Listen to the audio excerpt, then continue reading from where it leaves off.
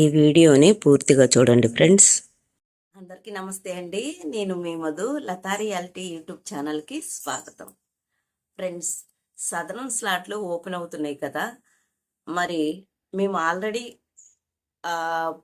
Apply చేసుకున్నాము, ఇంతవరకు రాలేదు.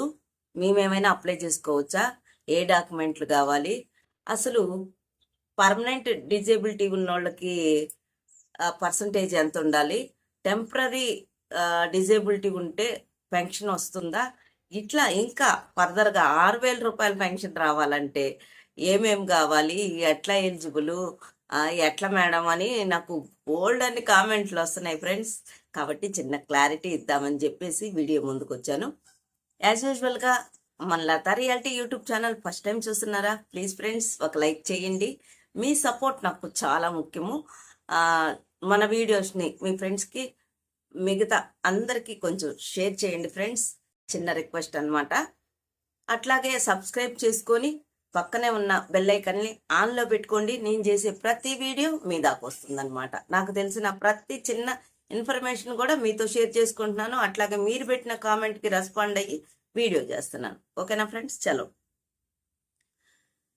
పర్మనెంట్ డిజేబిలిటీ ఉండి ఆర్థోపెటిక్ కావచ్చు, బ్లైండ్, 21 రకాల కేటగిరీస్లో ఉన్న వాళ్ళు ఎవరైనా కానీ వాళ్ళకి పర్మనెంట్ డిజేబిలిటీ అనేది ఉండాలి పెన్షన్ రావడానికి. ఫస్ట్ ఎలిజిబుల్ అయితే సదరం స్లాట్లు ఈ నెల మార్చ్ ప్రతి సోమ మంగళవారంలో ఓపెన్ అప్లై చేసుకోవడానికి అవకాశం కల్పించారు. ఇది మీకు తెలిసే ఉంటుంది. తెలియని వాళ్ళు ప్లీజ్ అండి, సోమ మంగళవారాలు అట్లాగా మార్చి, ఏప్రిల్, మే 3 నెలలకి ఓపెన్ చేస్తున్నారు. మీరు దయచేసి తొందరగా మీ దగ్గరలో ఉన్న సచివాలయానికి మాత్రమే వెళ్ళండి, మీ సేవలో కాదు. దీనికోసం కూడా వీడియో చేసిన, మీ సేవలో తీసుకోరు. సచివాలయం దగ్గరికి వెళ్ళండి, చక్కగా అప్లై చేసుకోండి.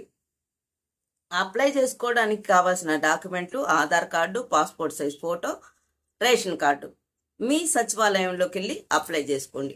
ఇదివరకు అప్లై చేసిన వాళ్ళు మళ్ళీ చేసుకోవచ్చా అని అడిగినారు.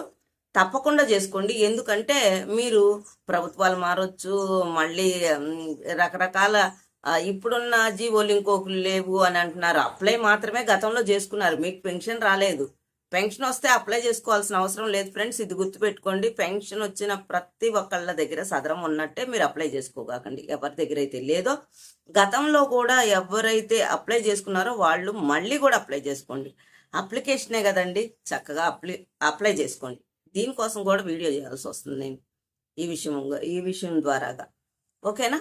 మీరు గతంలో చేసుకున్నారు, మళ్ళీ ఇప్పుడు కూడా అప్లై చేసుకోండి. ఇది క్లారిటీ.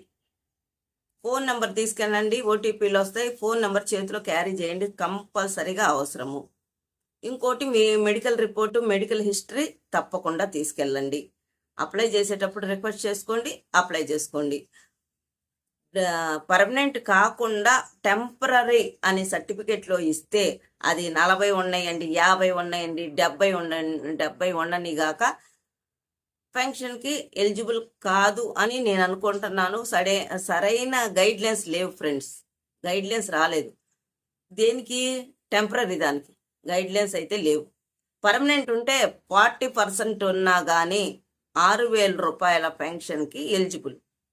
ఎవరు? 6,000 రూపాయల పెన్షన్కి 40% ఉన్న పర్మనెంట్ డిజేబిలిటీ ఉన్నోళ్ళకి 6,000 రూపాయల పెన్షన్ అయితే ఇస్తారు. నేను 6,000 రూపాయల పెన్షన్ గురించి మాత్రమే చెప్తున్నాను.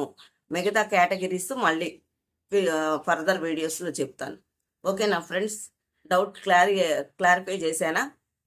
పర్మనెంట్ ఉన్నోళ్ళకి 40 ఉన్నా ఇస్తారు, టెంపరీ ఉన్నోళ్ళకి 70 ఉన్నా ఇవ్వరు.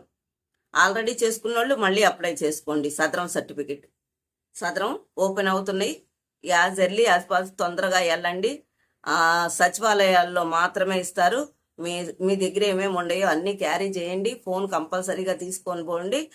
చక్కగా మళ్ళీ కానీ సదరం సర్టిఫికెట్లు పాత వాళ్ళు అప్లై చేసుకోండి. ఏంది? పెన్షన్ రాని వాళ్ళు ఫ్రెండ్స్, అర్థమవుతుందా?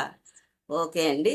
ఇది ఈ 6,000 రూపాయల పెన్షన్కి సబ్ కేటగిరీలు ఉంటాయి, అవి వద్దు. మీకు మెయిన్ కేటగిరీలో 6,000 రూపాయల పెన్షన్కి బెంచ్ మార్క్ 40 పర్మనెంట్గా ఉండాలి. ఓకే, ఇది ఈరోజు వీడియో. మరొక వీడియోతో నేను మేము ఉంటాను. Thanks for watching. Thank you.